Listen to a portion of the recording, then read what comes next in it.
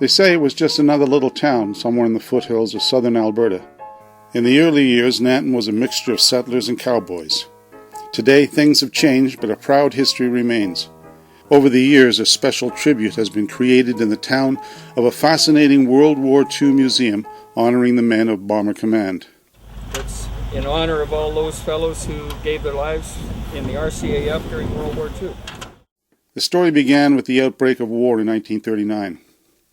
Not only did young Canadian, Allied, and U.S. volunteers set their sights on the skies over Europe, but dozens of invaluable air training bases were scattered across much of Western Canada. The battle for the skies had begun. Thousands were trained and were sent on fighter and bomber missions over Germany, and over a period of 5 years, 10,000 airmen were to never return. Bomber Command, based in London, used a wide variety of aircraft, from the Wellington and the Pathfinder Mosquito to the Halifax and the Lancaster heavy bombers. These planes were the backbone of the Allied war effort. They said, if you rule the skies, you rule the war. The incredible importance of these brave men and machines and the fight for freedom was undeniable. As the war ended, a Lancaster FM-159 was flown from England and eventually made it to Alberta. Over the years it lay in storage, and in the 1950s it was used as a maritime reconnaissance aircraft where it spent time in Canada, including a landing at Alert inside the Arctic Circle. From California, north to Alaska, and Comox, BC, FM-159 had a remarkable journey and finally rested its wings in Vulcan, Alberta. In 1960, 3 Albertan visionaries purchased the Lancaster for $513. Their dream to make Nanton stand out with a sense of pride and to honor our veterans. And he said, let's do it. And Howie was standing there and he said, count me in. So the 3 of us bought the aircraft. We paid $513 is what we tendered for it, but that was for the aircraft without motors or propellers. They realized that the Lancaster's main wheels were too far apart to permit traveling along the roads.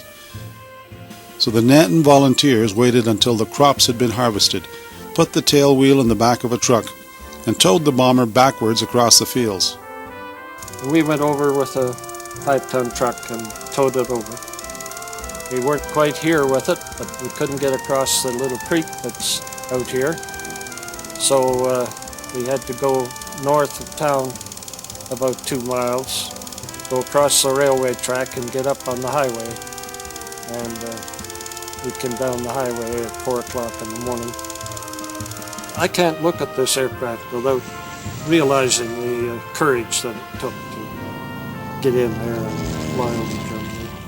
It's my opinion that this aircraft won the war.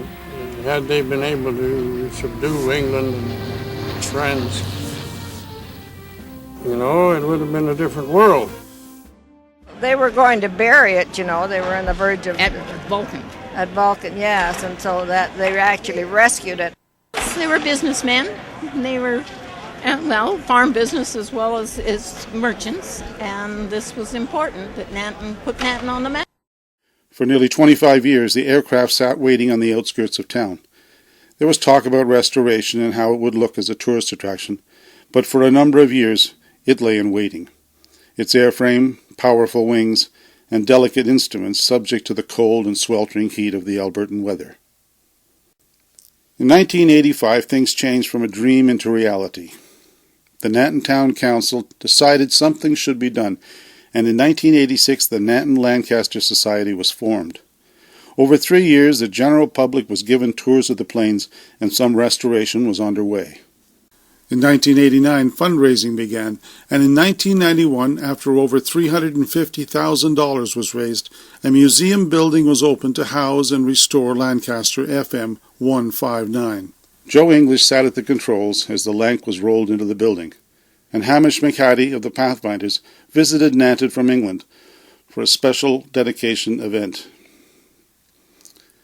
But even with the new building and one of the most classic aircraft in the war, the most remarkable part of the story is the volunteers. Their effort and the thousands of hours they contributed to realizing a dream inspired by a prairie journey on October 28, 1960. What began as an idea would prove to be, in no uncertain terms, a remarkable adventure. The fact was that Nanton, the quiet little town on the prairies, was beginning to attract attention. Their list of accomplishments over the 25-year period from 1986 to 2011 was simply quite stunning. Take, for example, the museum building itself has become a treasure chest of artifacts, colorful displays, and beautiful aircraft. A number of historical displays featuring our veterans and their wartime experiences, including the British Commonwealth Air Training Plan, the Dam Busters, the sinking of the Tirpitz, and Alberta's own Barry Davison and the Great Escape. Headed out, I said if we see land on our left-hand side, it means England. Well, after a while we saw land, thinking it was England. They were shooting at us again, and my crew said it was getting kind of hot, the rear gunner. So I pulled the wheels up and crash landed on the beach